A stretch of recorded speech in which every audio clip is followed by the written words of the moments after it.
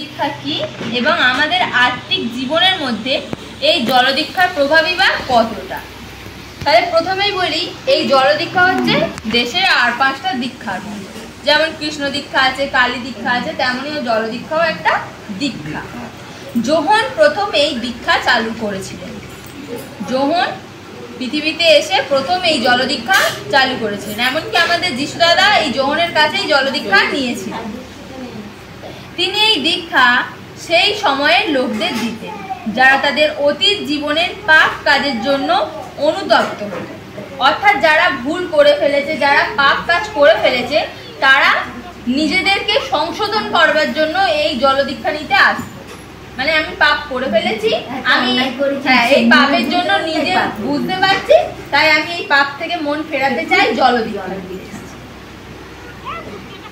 এবং মনে মনে এই সিদ্ধান্ত নিত যে ভবিষ্যতে তারা আর কখনো এই রকম পাপ করবে না, পাপ কাজ থেকে নিজেদেরকে বিরত রাখবে, এটাই তারা মনে করত। যেহেতু এই দীক্ষা মন পরিবর্তনের সঙ্গে জড়িত, তাই এই দীক্ষাকে মন পরিবর্তনের দীক্ষাও বলা যেতে পারে।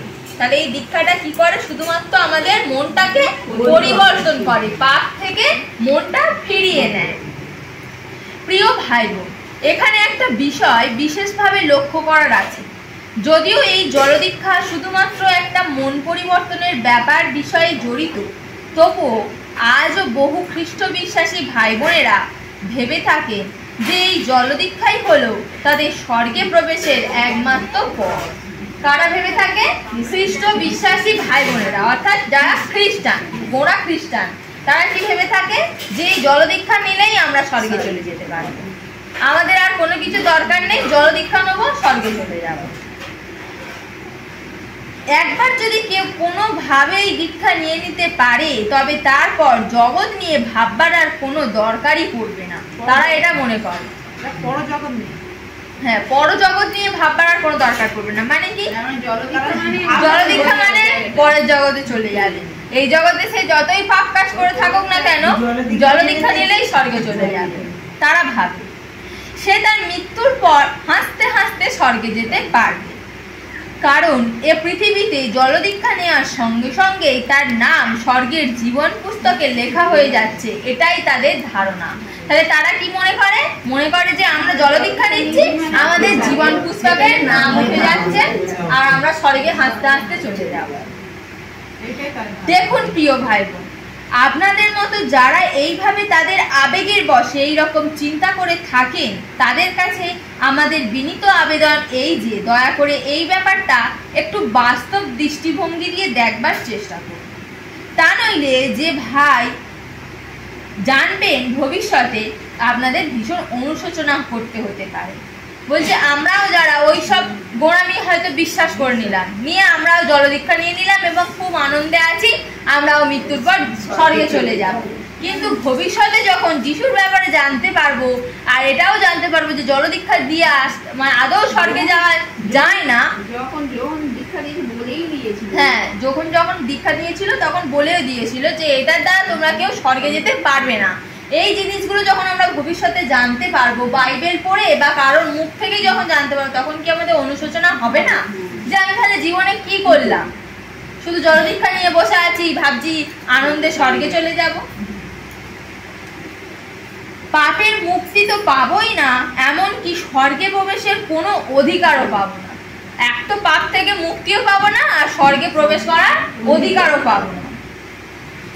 বলি, একটা ছোট্ট প্রশ্নের উত্তর দিন তো দেখি, যে যদি এই জলদীক্ষার দ্বারাই পাপীর পরিত্রাণ সম্ভব হতো বা পাপী স্বর্গে চলে যেতে পারতো, তাহলে ঈশ্বর কেন তার পুত্র যিশুকে দান করেছিলেন? পৃথিবীতে এত কষ্ট সহ্য করার জন্য কেন তাকে দান করেছিলেন?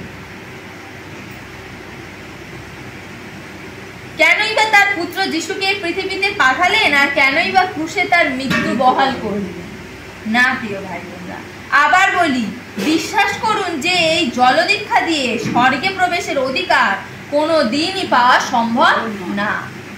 যদি ইচ্ছা করেন তবে একবার বাইবেল খুলেও যাচাই করে নিতে পারেন যে বাইবেলে এমন কিছু লেখা আছে কিনা যে জলদীক্ষা দিয়ে যে কোনো মানুষ স্বর্গে যাবার অধিকার পাবে কিনা। জোর দিয়ে বলছি, এমন একটি লেখাও কেউ দেখাতে পারবে না। তার মানে আমাদের মুখের কথা নয় এটা, যে জলদীক্ষা দিয়ে কেউ স্বর্গে যেতে পারবে না। এটা পবিত্র বাইবেল শাস্ত্রেও লেখা আছে যে জলদীক্ষা দিয়ে কেউ স্বর্গে যেতে পারবে না। এবার তাহলে দেখুন প্রিয় ভাই বোন, পবিত্র বাইবেলে এর উল্টোটা লেখা আছে। কি লেখা আছে? যোহন 14 অধ্যায় 6 পদে যিশু নিজে বলেছে যে আমি হলাম স্বর্গে যাবার একমাত্র পথ। তাহলে তিনি বলতে পারতেন না একমাত্র নয়, দ্বিতীয় পথ এটা অবশ্যই লাগবে, না হলে যিশু বললেন কি আমি একমাত্র পথ স্বর্গে যাওয়া। তিনি আরো কোনো পথের উল্লেখ করেছেন ওখানে? না, যিশুই একমাত্র পথ। আমাকে ছাড়া আর অন্য কোনো পথ দিয়ে কেউ স্বর্গে যেতে পারবে না। যদি স্বর্গে যাওয়ার জন্য জলদীক্ষার কোনো গুরুত্ব থাকতো তাহলে কি যিশু জলদীক্ষা নিয়ে কিছু বলতেন না? জলদীক্ষার কথা নিশ্চয়ই উল্লেখ করতেন। অতএব এটাই হলো আপনাদের কাছে আমাদের প্রথম প্রমাণ যে জলদীক্ষা দ্বারা কেউ স্বর্গে যেতে পারবে না। তাহলে প্রথম প্রমাণটা কি? কত পৃষ্ঠায় লেখা আছে বাইবেলে? যোহন 14 অধ্যায় 6 পদে কি লেখা আছে? যিশু সেখানে নিজেকে একমাত্র পথ বলেছেন, স্বর্গে যাবার একমাত্র পথ। তাহলে যোহনের জলদীক্ষা নিয়ে যদি কেউ স্বর্গে যেতে পারতো তাহলে যিশু সেখানে নিশ্চয়ই উল্লেখ করতো। আসারও প্রয়োজন ছিল না। হ্যাঁ, এবার আসুন এই জলদীক্ষা সম্বন্ধে যোহনের বক্তব্য কি। ওটা তো যিশু বলল নিজে। এবার যোহন কি বলছে? বাপ্তিস্মদাতা যোহন যাদের যাদের এই জলদীক্ষা দিতেন তাদের প্রত্যেককে এই কথা বলে দিতেন যে তোমরা আমার কাছ থেকে এই জলদীক্ষা পেয়ে সন্তুষ্ট থেকো না। কি বলতেন? তোমরা আমার কাছ থেকে এই জলদীক্ষা পেয়ে সন্তুষ্ট থেকো না, মানে খুব আনন্দে থেকো না যে তোমরা স্বর্গে চলে যেতে পারবে। তোমরা আমার দেওয়া এই জলদীক্ষা স্বর্গ প্রবেশের পথ নয়। তোমাদের যিশুর কাছে যেতে হবে, তাকে বিশ্বাস করতে হবে, তবেই তোমরা স্বর্গে যেতে পারবে। কথা কে বলেছে? যোহন, যে নিজে জলদীক্ষা দেয় সবাইকে। সে কি বলছে? যে তোমরা এই জলদীক্ষা দ্বারা স্বর্গে যেতে পারবে না, তোমাদেরকে আগে যিশুর কাছে যেতে হবে, তাকে বিশ্বাস করতে হবে, তবেই তোমরা স্বর্গে যেতে পারবে। যা আমরা কোথায় দেখতে পাবো? লুক 3 অধ্যায় 16 পদে। জলদীক্ষা দিয়ে যে স্বর্গে যাওয়া যায় না এটা হলো তার দ্বিতীয় প্রমাণ। প্রথম প্রমাণ যিশু নিজে বলল, দ্বিতীয় প্রমাণ যোহন বলল। তারপর আমরা দেখি যোহনের এই জলদীক্ষা সম্বন্ধে যিশুর শিষ্য সাধু পৌলের কি বক্তব্য ছিল। সাধু পৌল এক সময় নানা জায়গায় ঘুরতে ঘুরতে ইফিস বলে একটা মণ্ডলীতে পৌঁছালেন এবং তাদের সঙ্গে নানা কথাবার্তার মধ্যে জানতে পারলেন যে তারা সবাই যোহনের দেয়া জলদীক্ষা নিয়েছিলেন। সেখানে যারা উপস্থিত ছিল সবাই জলদীক্ষা নিয়েছিল।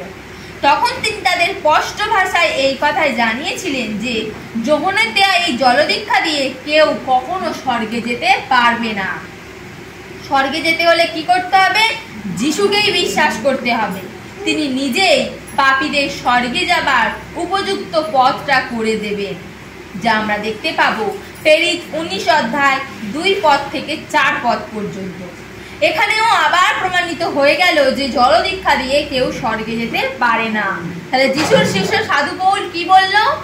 ইফিস মণ্ডলীতে পৌঁছে সেখানে কথাবার্তার মাধ্যমে জানতে পারলো যে তারা সবাই জলদীক্ষা নিয়েছে, কিন্তু তিনি তাদেরকে প্রত্যেককে স্পষ্ট করে বলে দিলেন যে এই জলদীক্ষা দিয়ে কিন্তু তোমরা স্বর্গে যেতে পারবে না। তোমাদেরকে আগে যিশুর কাছে পৌঁছাতে হবে, যিশুকে বিশ্বাস করতে হবে, তবেই তোমরা স্বর্গে যেতে পারবে।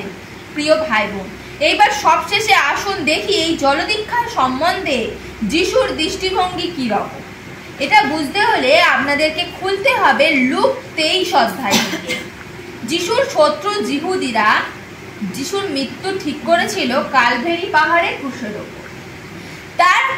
তার ক্রুশকে মাঝখানে রাখা হলো আর দুপাশে আরো দুটো জঘন্য ডাকাতকে রাখা হলো। সেই যে ডাকাতটি যিশুর ডান দিকে ছিল সে নিজে ডাকাত হয়েও সেদিন বুঝতে পেরেছিল যে যিশু কিন্তু তাদের মতো অপরাধী নয়, তাকে বিনা দোষে ক্রুশে দেওয়া হচ্ছে।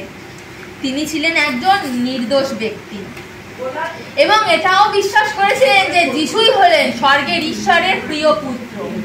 এই যিশুরই হাতে আছে পাপীদের স্বর্গে নিয়ে যাবার ক্ষমতা। আর তাই সেদিন ক্রুশে ঝুলতে ঝুলতে সে যিশুকে বিশ্বাস করে তার কাছে এই আবদার করে বসলো যে ওগো যিশু, তুমি যখন স্বর্গে নিজ রাজ্যে যাবে তখন আমাকে একটু মনে রেখো। এক মুহূর্তের জন্য দেরি না করে যিশু তাকে কি উত্তর দিলেন জানেন? যিশু তাকে উত্তর দিলেন, তুমি আজই আমার সঙ্গে পরম দেশে যাবে, পিতার মহিমা দেখতে পাবে। এইভাবে যিশু প্রমাণ করে দিলেন যে শুধুমাত্র তাকে বিশ্বাস করলে জলদীক্ষা ছাড়াও পাপীরা স্বর্গে যেতে পারে।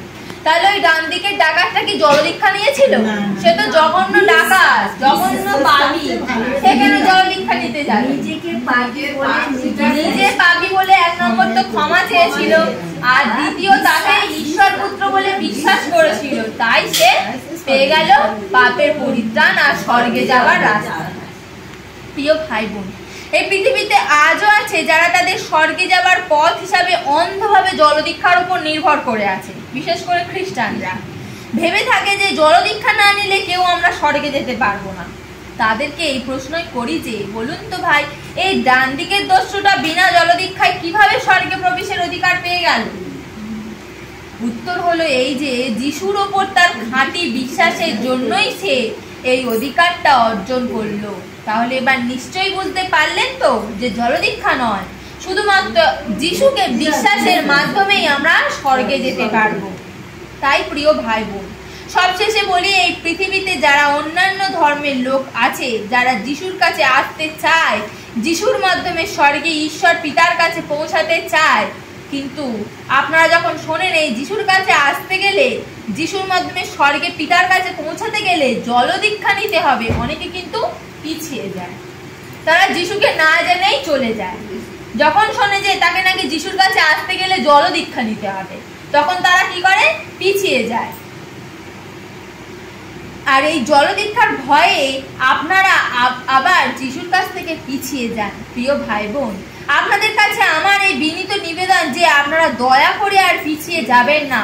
দরকার নেই আপনাদের জলদীক্ষা নেওয়ার, একমাত্র যিশুকে মন প্রাণ দিয়ে আপনারা ভালোবাসুন, তার উপর বিশ্বাস করুন, আর আপনার নিজেকে যিশুর ওপর একবার তুলে দিন না ভাই। নিজেকে যিশুর ওপরে একবার তুলে দিন না, নিজের ভারটা যিশুর কাঁধে তুলে দিন না, ব্যাস আপনাকে আর কেউ আটকাতে পারবে না স্বর্গরাজ্যে যাওয়া থেকে। তাহলে স্বর্গে যাবার একমাত্র পথ কে? যিশু। জয় জয়।